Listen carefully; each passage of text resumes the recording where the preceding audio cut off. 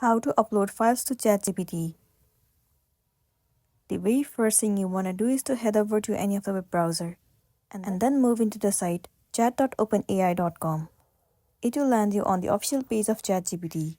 Make sure you are logged into a specific account. Once you are in here, what you want to do is open the new tab and then search for chromewebstore.google.com. It will open up the web store.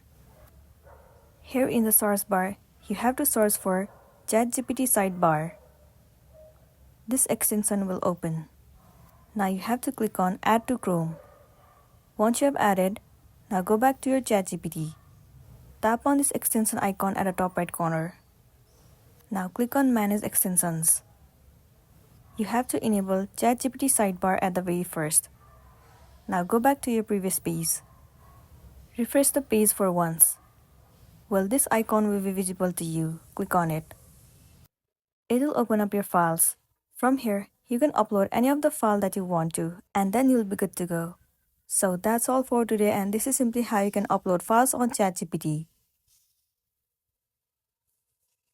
Make sure to smash the like button and consider subscribing if you found this video helpful. We'll see you in the next one.